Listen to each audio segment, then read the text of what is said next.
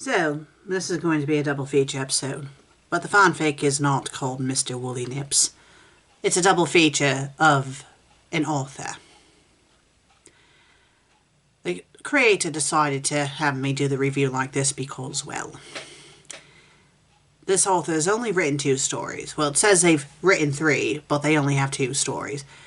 And the first story that we'll be starting with is 1100 words, and the second one's a little over 200, so that's why she's having me do a double feature. Yes, she already warned me that these stories are probably going to be bad, but she is pretty sure that it won't be on the same caliber as the Spanish fly invasion of Bikini Bottom. She did warn me in advance, though, that the first story, at least, is a SpongeBob story. So yes, the last episode, my mind went on a little bit of a holiday, I would say,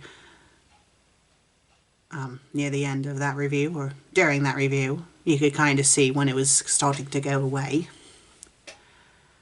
After the review ended, well, I decided that instead of going downstairs and, starting dinner, I just decided to sit by myself in the kitchen with no lights on, waiting for Meg to come home. Doing that did not help my state of mind. I was thinking about a lot of things, and a lot of those things involved Meg.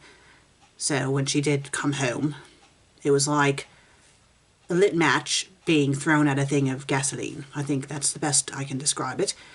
And for those who saw the little short film, yes, the web show spied.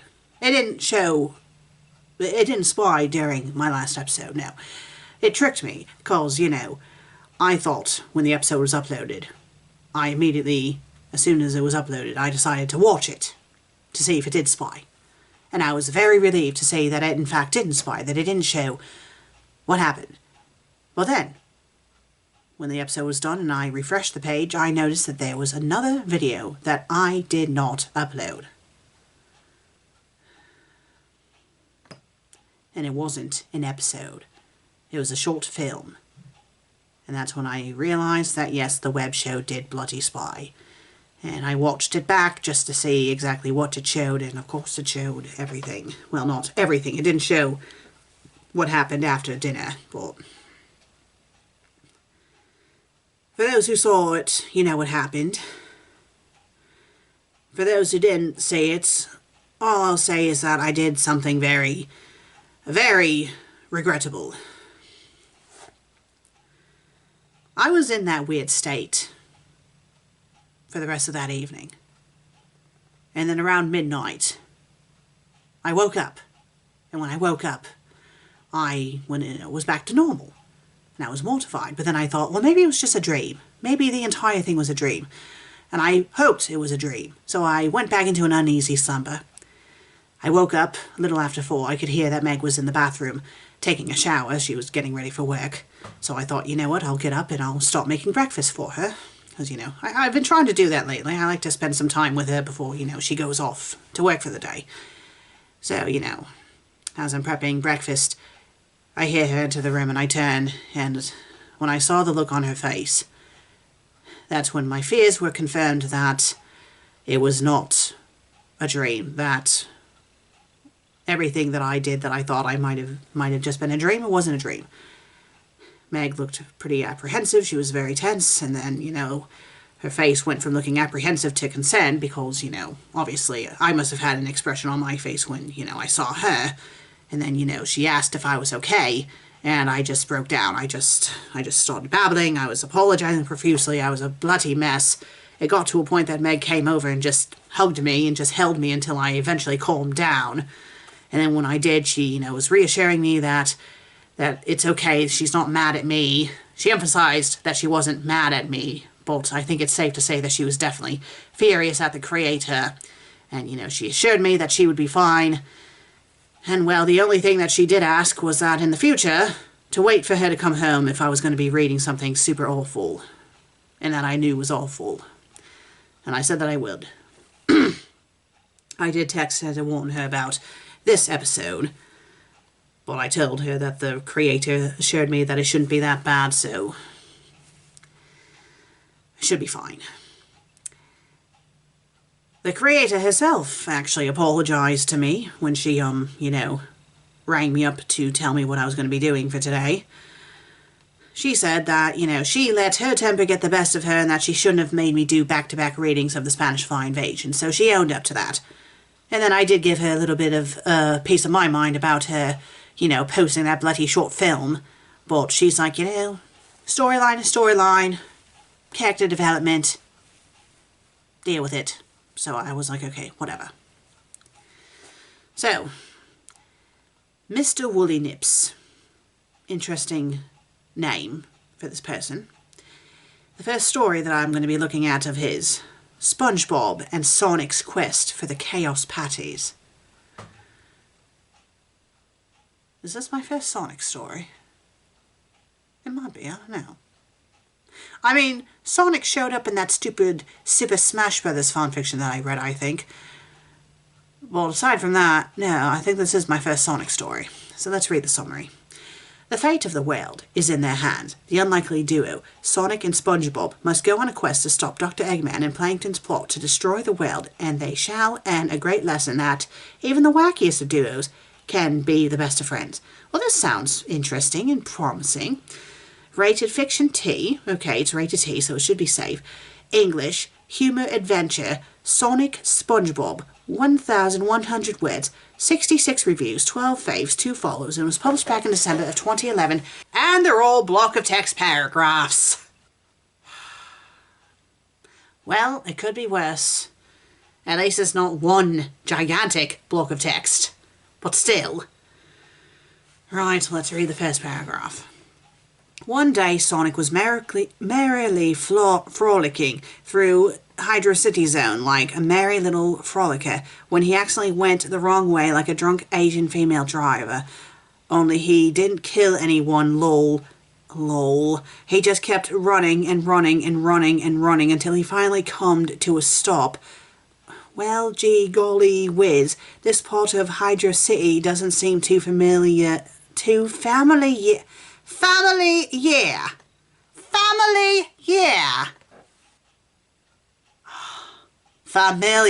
Familiar, not family, yeah.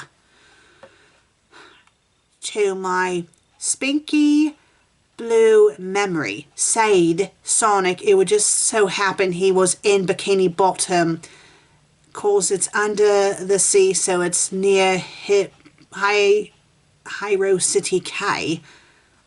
Suddenly, a jellyfish swimmed by, and following said jellyfish was a tall, dark, and handsome SpongeBob, who was following the fish of jelly with a gnat.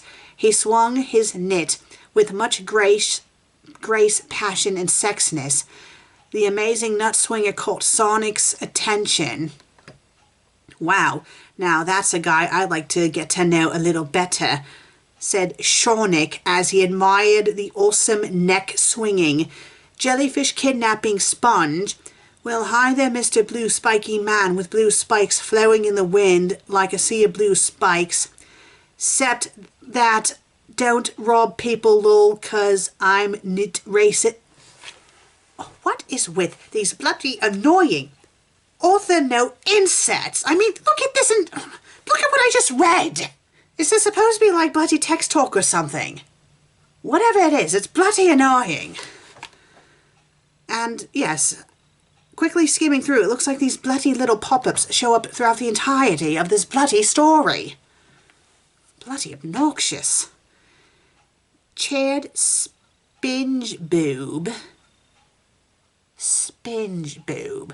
You like cheese? Or you look like cheese, said Sonic flabbergastedly. Sponge bitch then looked very displeased by what Sonic says. Lol, get it?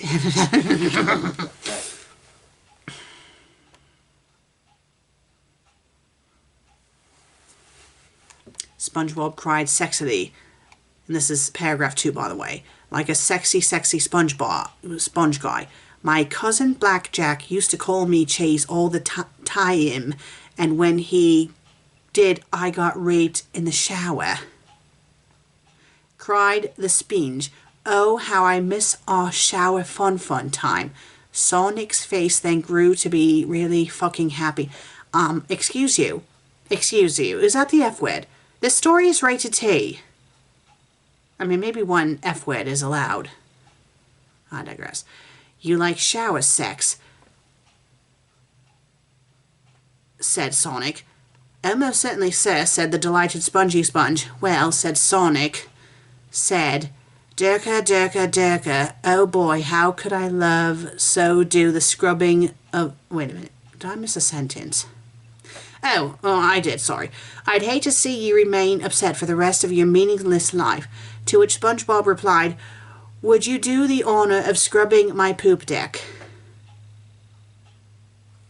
And then Toot Toot Sonic Warrior said, Durka, Durka, Durka, oh boy, how I would love to do so, the scrubbing of your poop dick. Then they went back to the pineapple and engaged in coyotes. Ape, said SpongeBimp. GTFO, Gary. Don't worry, babe, I got this, said Sonic. Sonic then homing stomped Gary and sent him flying out the window and hit Squidward in faceballs lol. Then Sonic said, let's get... it's a parody of Make a Man Out of You. Fine, I'll sing it. Let's get down to business to make love to your bonds. Did they send me Squidward when I asked for Sponge? You're the saddest cunt I've ever met, but you can bet before we're through, Sponge and I will come all over you. That was stupid. And it was even stupider that I sang it. And I apologise for that. Sonic sung angelically. I love it when you talk Disney to me, said SpongeBob while lathering his nipples in lubricant. What the hell is a Disney, said Spawnick. It doesn't matter. Splitch bitch, said Splitch bitch. I have many holes. Take your pick, you magnificent beast. Yes, something tells me that the story was supposed to be rated M and not T. I digress. Paragraph 3. Sonic then proceeded to put his index finger and middle finger on his right hand inside the holes on Sponge's head and inserted his phallus into his bottom by twisting Sponge's lower half around. Wow, even Patrick ever thought to do that. This is what I call multitasking, said SpongeBob. Then Sonic retracted his finger and genitalia from SpongeBob's variety of hold and said, Spongy baby, I got to defecate. So then Sonic crouched over SpongeBob's lubricated nips and poo-pooed all over them. Then Sonic and SpongeBob giggled with glee. Not the TV show. That's gay. Now it's my turn to return the favour, said Sponge Richard. Ah ha ha, ah ha ha ha, ah ha ha, ah ha. And now I lost my place. Sponge Richard, why? Oh, there it is. As he thrusted his cock-shaped smelling device all the way into Sonic's spiky blue anus. He shoved his nose. Ugh. That's way past cool, SpongeBob, said Sonic while he orgasmed all over Gary. Meow, said Gary. God damn it, said Sonic. Take a hint and get out of our sex. Then Sonic cock-whipped Gary in the face and Gary fell into the darkest depths of hell. Sorry for sending your pet to hell, said Sonic. I don't care. He didn't have feelings anyway, said SpongeBob as he took his snozzle out of Sonic's rectum. They then engaged in many hours of vigorous sexy times, in which Sonic got the pleasure of tasting sweet spongy cum for the first time ever, and SpongeBob first experienced fisting for the first time because Patrick doesn't have fists. Then Patrick walked in. Dun dun dun. Alright, next paragraph. Sponge Bimbo, how could you? Said Patrick. It's not what you think, Patrick. Or Pat Dick. Should say Patrick, but that's how they spelled it. We were only having sex. Plundered Sponge Bible. Sponge Bible, are you serious? Without me, said Rick. Get it, lol, I'm so funny with my references. You're not funny! Don't worry, Fat Trick, said Square Dick. We can have a threesome. There was an orgasmic silence that even Squidward could hear. All right, said Batpack, lol, more reference. Stop with these bloody inserts of your bloody author's notes! Then all of a sudden, a number 5 appeared above Sonic's head. What's that? Said Spoonbim. Now is not the time for questions, my love.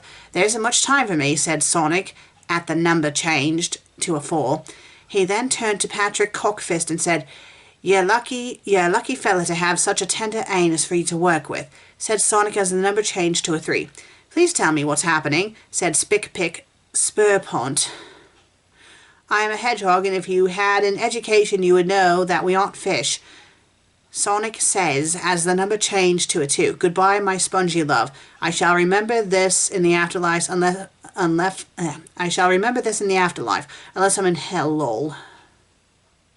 His number then changed to a 1, and he had his last push of his weenus into SpongeBob's anus. Then the number changed to a 0, and Sonic spilled all of his turds onto Patrick's unsuspecting face, and jizz peed into SpongeBob's butt, and Sonic was no more, but he died a hero's death.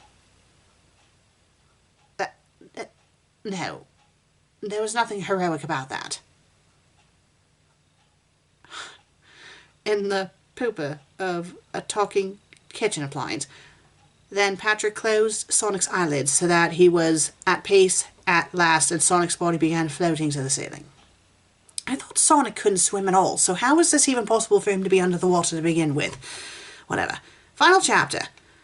Many years passed after Spermburger and Paddle Dick saw the majestic blue spiky animal die, and they now have a child named Ermentrude the sheep.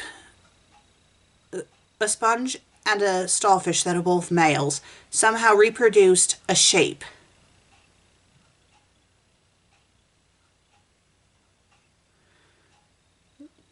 Ermentrude the sheep, junior, junior, senior, junior, the third who was made in Sonic's memory. Ermentrude broke neighbor Squidward's window. This presents a problem, said Fat Prick. Well, son, you know what this kind of behavior leads to, said Spurgberg. Yes, mother, said Ermentrude.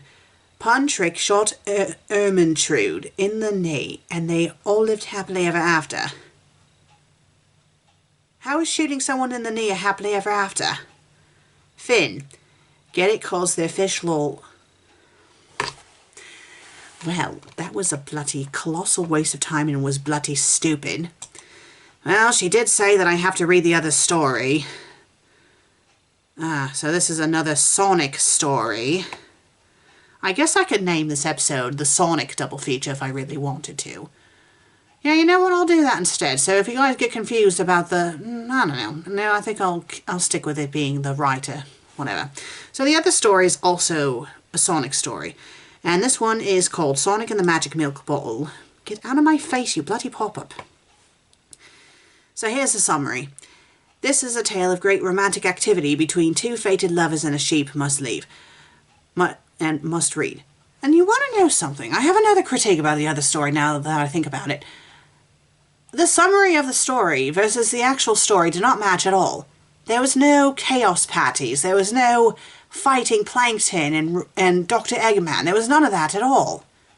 So that other story was definitely a waste of time because it did not deliver what the summary said it was going to. Curious if this one's going to deliver the summary, but considering it's only 212 words, I doubt it. So yes, it's rated K+. It's in English. It's romance. The characters are Pickle and E102 Gamma.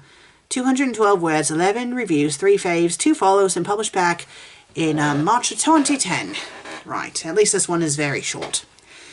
One day, Professor Pickle was sitting on Big the Cat while eating a thinly sliced cucumber sandwich. Oh my fucking god.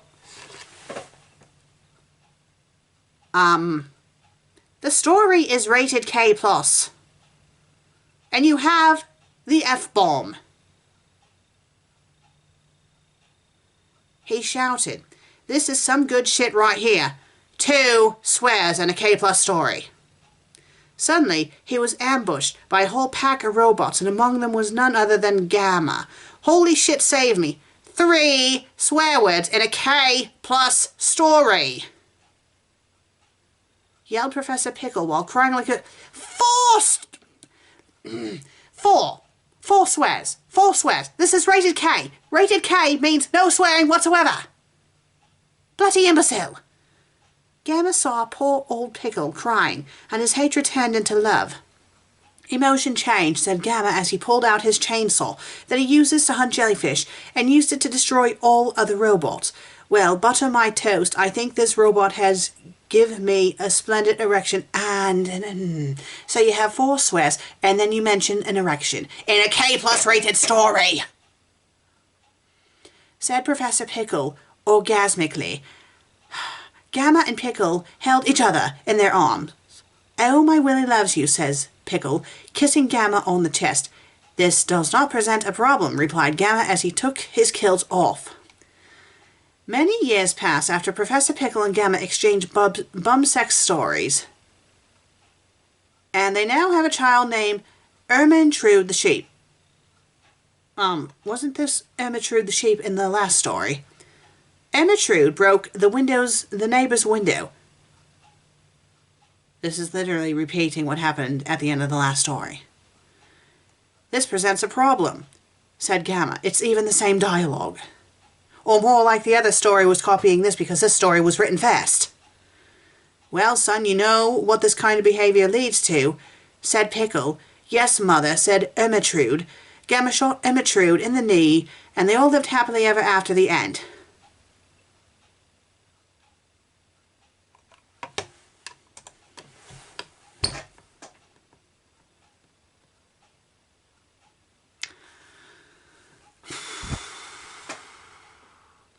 I mean, it was better than the Spanish Fly Invasion of Bikini Bottom. They were both better than the Spanish Fly Invasion of Bikini Bottom. But they were both very stupid. Especially the second story. The second story that was rated K+ and had 4 swears and then mentions of sex. When a story is rated K+, that means it's supposed to be for children. Children! How is this story still even up? It shouldn't even be up. It should have been reported. Why didn't anyone report it? Hey, viewers, do me a favour and report this story because it is not in the appropriate rating. And I highly doubt the author is going to put in the appropriate rating because both stories were written well over a decade ago. I don't normally say to report stories, but in this case, at least the second story, it should be reported because it's in a rating for children. I think this infuriated me even more than those stupid Little Mermaid fanfics that I reviewed in the last season. The one that was rated M but it wasn't really M. Yes, this was a lot more infuriating. Wow, colossal waste of time. But at least my mind didn't crack this time around, so there's that. Thank God for that. Well, if you liked today's episode, please be sure to leave a like and leave a comment. And if you haven't subscribed yet, please do. I'd greatly appreciate it. I'll see you all in the next episode. Until then, cheerio.